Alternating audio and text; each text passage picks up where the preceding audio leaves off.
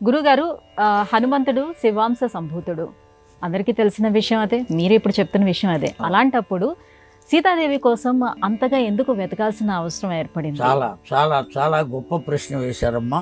కేవలం ఇక్కడ ఉన్న పాత్ర నిర్వహణ మాత్రమే చేయాలి. భాస్కర శర్మ అని పిలువబడేటువంటి ఒక వ్యక్తి ఓ నాటకం వేసేటప్పుడు ఆ నాటకంలో ఓ పాత్రను అతడికి ఇచ్చారు. నేను భాస్కర శర్మను అనే విషయాన్ని గుర్తుపెట్టుకుంటే ఆ పాత్రను నిర్వహించలేడు. ఆ పాత్రను ఎప్పుడైతే నిర్వహిస్తున్నాడో దీన్ని పూర్తిగా మరిచిపోవాలి.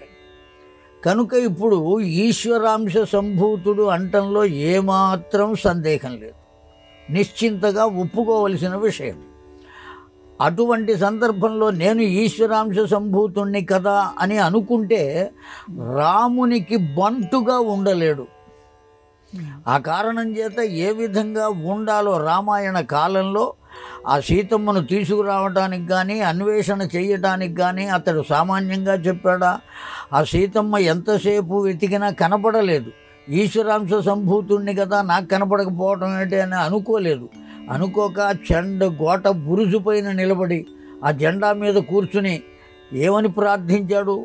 నమోస్తు రామాయ సలక్ష్మణాయ దేవ్యై చ తస్యై జనకాత్మజాయై నమోస్తు రుద్రేంద్ర యమానిలేభ్యో నమోస్తు చంద్రార్క మరుద్గణేభ్య అని ప్రార్థించాడు.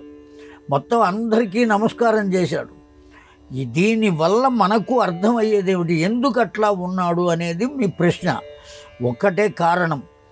ఈ విధంగా మనం ఒక కార్యక్రమాన్ని చెయ్యాలి అంటే మనము ఎలా ప్రవర్తించగలిగితే ఈ కార్యాన్ని విజయం పొందుతాము అనేది లోకానికి చూపించడం కోసం ఒక గురువై అలా ప్రవర్తించాడే కానీ అతడు ఈశ్వరాంశ సంభూతుడు కాదు అనేటువంటి అవకాశం మాత్రం లేదు.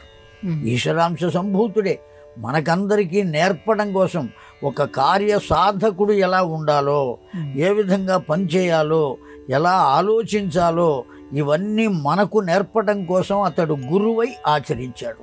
అది దాని కారణం.